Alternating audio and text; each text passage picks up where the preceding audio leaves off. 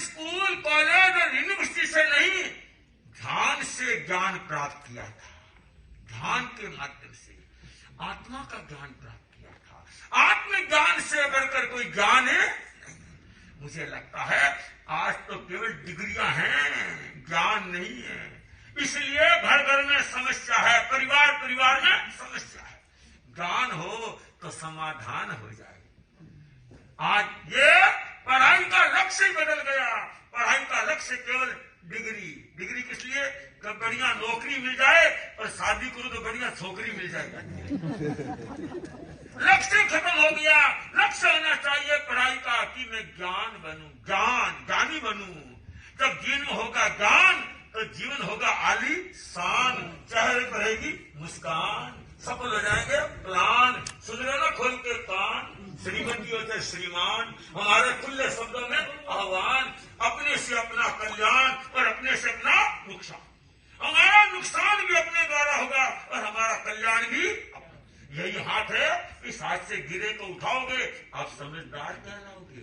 यही हाथ है और मिलने वाले को धक्का लगाओगे, बुद्धू कहलाओगे, मार खाओगे, आंसू बहाओगे, फिर पछताओगे। हम समय, शक्ति, अर्थ, चिंतन सबका उपयोग करें, दुरुपयोग न करें। आज दुरुपयोग ज्यादा हो रहा है। इतना सा जो सामने पानी पड़ा है, पिएंगे इतना, राधा गिराएंगे। बुरा मत मानना। ये क्या है? ये समस्या है। जितनी आवश्यकता है उतना पानी गिलास में ले सकते हैं, लोटे में ले सकते हैं, पर शीशी वाला आधा कौन पिएगा? गिरा जाएगा। मैं इस चीज को महत्व देता हूं। अभी हमारे केसी जैन साहब ने कहा, पानी में जीव नहीं है, पानी खुद जीव है। आज कहने में कहते हैं कि जल है तो कल है। मैंने कहा महावीर की वाणी में सदा हल है, समस्या है नहीं। उन्होंने कहा उसका उपयोग करो, दुरुपयोग मत करो। मैंने कई मस्जिदों में प्रोग्राम किए, बहुत बड़ी मस्जिदों में, तो मैंने कहा हाथ ऐसे क्यों धोते हैं? तो बोला थोड़े से पानी में काम हो जाए। मैंने कहा बात तो यही है। महावीर ने कहा अहिंसा संयमो तब, अहिंसा संयमो तब। जहाँ अहिंसा है, संयम है, तप है भाइयों, वहां साधना बोलती है। आज तो हिंसा हो रही, हिंसा। इसलिए भाइयों ये आत्मा रो रही है। इस धरती पर जीने का तो सबको ही अधिकार है। इस धरती पर जीने का तो सबको ही अधिकार है। अगर किसी को मारा जाए सचमुच अत्याचार। इस धरती पर सबको जीने का अधिकार है। सब जीव जीना चाहते हैं, कोई भी जीव मरना, चाहे भाइयों बुढ़ापा आ जाए, इंद्रियां हीन कर जाए, फिर भी मरना तो नहीं चाहता। वो कहता डॉक्टर के ले जाओ, दिखाओ, एक्सरे कराओ, समझे ना। रोटी पूरी नहीं खाई जाए तो नलकी लगाओ। कई बार सोचता हूँ सब जीव जीना चाहते हैं, परंतु भाइयों ये भी सोचो, ये भी जीना चाहते हैं। ये फूल अगर पौधे पर होते हैं तो खिलते रहते हैं और तोड़ने के बाद धीरे धीरे हिलते रहते हैं। मैं तो यह चाहता हूं कि हमारे भाई बहनों में आज के दिन इस प्रकार की करुणा हो कि मैं भी जीना चाहता हूं तो वो भी जीना चाहता है। मैं किसी के जीवन में बाधक न बनूं, बाधक साधक बनूं, मेरा जन्म सफल हो जाए। मैं कई बार मन में सोचता हूं आज के लोग अपना सुख चाहते हैं, औरों का दुख लो। अरे ये मत करो, ये भी देखो, ये भी जीना चाहता है, इसको भी जीने का अधिकार है। हम सब मिलकर चलेंगे तब हमारा परिवार है, सब मिलकर चले। महावीर ने इसीलिए कहा मिट्टी में सब भूएसु, सब प्राणियों के साथ मैत्री हो। मुझे गौरव होता है, मुझे खुशी होती है कि महावीर और बुद्ध दोनों समकालीन, दोनों समकालीन, और दोनों ने भाइयों इस प्रकार से साधना का एक स्रोत बहाया कि बुद्ध ने करुणा का स्रोत बहाया कि लोगों में करुणा हो। अगर करुणा का भाव जग जाएगा तो गुस्सा 9 2 11 हो जाएगा। पर आज समाज के लिए, देश के लिए, विश्व के लिए एक प्रेरणा बने भाइयों। वो तो अपना जीवन बना गए, बुद्ध और महावीर। हमको तो बनाना है, अपना जीवन बनाना है। मैं आशा करता हूं तो जितने भी आज श्रद्धालु उपस्थित हुए हैं, मेरा आज यहाँ का दिल्ली का ये इस प्रवास का अंतिम दिन है। इस ऑडिटोरियम में मैंने कई कार्यक्रम किए। पूज्य गुरुदेव आचार्य श्री महाश्रवण जी की कृपा से, पर ऐसा कार्यक्रम तो केसी जैन आज ही हुआ जिसमें इतने मतावलंबी, इतने सांप्रदायिक मुझे देखने को मिले। मैं आशा करता हूं कि इस प्रकार से ये कार्यक्रम होने से हमारी आपसी नजदीकियां बढ़े, जो एक दूसरे में जो थोड़ी सी दूरियां हैं वो दूर हो जाएगी। जब हम पास बैठेंगे, बोलेंगे, सुनेंगे, समझेंगे, तो मुझे विश्वास है कि उसको कुछ चुनेंगे भी। सुनेंगे नहीं तो चुनेंगे क्या? पहले सुनेंगे, फिर अच्छी चीज को चुनेंगे, फिर अपने जीवन में बुनेंगे। हाँ, ये चीज बहुत बढ़िया है। तो मैं चाहता हूँ आज केवल मैं इतना सा आपको संदेश देना चाहता हूँ कि आप अपने जीवन को करुणामय बनाएं, ताकि ये अपने आप विकार दूर हो जाए, ये क्रोध, मान, माया, लोभ ये दूर हो जाए। ये जो आज घर घर में गुस्सा बढ़ गया है, घर घर में गुस्सा बढ़ गया है, क्या इतने लोग बैठे हैं, कोई मुझे गौरव के साथ बता सकते हैं कि महाराज मेरे घर में कोई गुस्सा नहीं करता है क्या कोई? मैं कोई घर का एक एक व्यक्ति को गुस्सा, पर आज तो अगर वो भाइयों करुणा भी सुनाया तो करुणा में बन जाओ, गुस्सा अपने आप दूर हो जाएगा। करना नहीं पड़ेगा, करना नहीं पड़ेगा। आपका जीवन अहिंसामय बन जाएगा। आपको भाइयों उग्रता आएगी नहीं, चाह करके भी गाड़ नहीं निकलेगी, मुंह से गाड़ निकल नहीं सकती। तो मैं चाहता हूं आप अपने जीवन को इतना स्वस्थ, मस्त, विश्वस्त, प्रशस्त बनाएं ताकि अस्त वस्त से स्वस्थ बन जाए। स्वस्थे चित्ते बुद्धया प्रसूर्यन्ते, आचार्य महाप्रज्ञ जी ने एक सूत्र दिया था। स्वस्थ चित्त में बुद्धि का स्मरण होता है।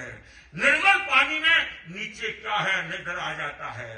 पानी निर्मल होता है तो नजर आ जाता है इसमें राख है, इसमें चूना, नहीं तो दिमाग रहता है सूना, चाहे बम्बई जाओ चाहे पूना। और वही पानी गुदरा होता है, नीचे पता नहीं पड़ता लोटा है सोता है। उसी प्रकार आप ध्यान के माध्यम से अपने विचारों को निर्मल बनाइए, पवित्र बनाइए और आगे बढ़ते जाइए। और शीशे की तरह आपका जीवन आपको दिखने लग जाएगा। जैसे आज के लोग दर्पण में दिन भर देखते ना, ऐसे ऐसे ऐसे ऐसे, हाँ, नहीं तो बाहर निकले कैसे, फिर कह देते मेरे जैसे। क्यों खराब करते हो समय और पैसे? बढ़िया रखो अपने अरमान, मिलने वाले करेंगे आपका सम्मान। पूछेंगे आज कहाँ से आए श्रीमान, ले जाएंगे अपने दुकान या मकान, खिलाएंगे मधुर मधुर पकवान, नहीं तो घर वाले पकड़ के निकालेंगे कान, फिर खत्म कर दी मेरी शान, फिर रोते रोते निकलेंगे प्राण और पहुंचा देंगे शमशान। तो हम केवल उस दर्पण से चेहरे को न सुधारे, अपनी आत्मा से सुधारे। अपने आप को निहारते रहो, अपनी कमियों को सुधारते रहो। जो अपनी कमियों को सुधार लेता है भाइयों, वो निहाल हो जाता है, खुशहाल हो जाता है और माला माल हो जाता है। और आशा करता हूँ आज का दिन ये इस प्रकार का एक गौरवशाली दिन है कि आप लोगों के लिए, मेरे लिए विशेष तौर से ये जो बना है ऑडिटोरियम, इसका नाम क्या है जानते हैं? भिक्षु ऑडिटोरियम। मैंने कहा ये सफल हो गया। इसमें भिक्षु भिक्षु बहुत भिक्षु कितने आ रहे थे, तो भिक्षु ऑडिटोरियम वास्तव में भिक्षु ऑडिटोरियम। जैसा can as your name as your work, जैसा तुम्हारा नाम वैसा तुम्हारा। तो ये वास्तव में भिक्षु ऑडिटोरियम। आज इसमें कई कार्यक्रम होते रहते हैं, पर आज ये जैन और बौद्ध दोनों भिक्षु कहते हैं, साधु। हमारे प्रथम आचार्य का नाम भिक्षु स्वामी था, इसलिए उनके नाम से ये किया गया है भिक्षु ऑडिटोरियम। हमारे पहले भिक्षु स्वामी, दूसरे भारीमाल जी, तीसरे रायचंद जी, चौथे जीतमल जी, पांचवें मगराज जी, छठे मानकलाल जी, सातवें डालचंद जी, आठवें कालूराम जी और नौवें हुए गुरुदेव तुलसी, जो यहाँ पर चतुर्मास करके गए हैं। इसी में भाइयों इस अध्यात्म साधना के लिए, उसके बाद 10वें कर गए आचार्य महाप्रज्ञ जी, उसके बाद 11वें महाश्रवण जी। मुझे गौरव है ये साधना स्थल, इससे सबको मिलता है बल और समस्या का हल, सारे काम सफल, मेरा बिना मुनि कमल। समझे? अब बिहार कर जाएंगे कल बिहार करना है हमें। और मैं चाहता हूँ आप लोगों को इस प्रकार से एक टॉनिक मिले। मुझे तो कहा था कि 2-2.5 मिनट बोलना है, पर मैंने देखा कोई आया नहीं इशारा करने, मैं ऊपर से इशारा किया बोले कोई, तो मैं इसलिए कुछ अधिक बोल गया हूँ। और मैं चाहता हूँ कि आपने मेरी बात को जो शांति सुना है, ये भी एक धर्म का परिचय, ये भी एक धर्म का। नहीं तो आज के लोग एक दूसरे की बात सुनने को तैयार नहीं है, अपनी बात सुना जाते हैं पर बाद में चले जाते हैं, बस फोटो खिंचा जाते हैं। पर मुझे लगा कि आज वास्तव में कल विहार करना है हमें, और मैं चाहता हूँ आप लोगों को इस प्रकार से एक टॉनिक मिले।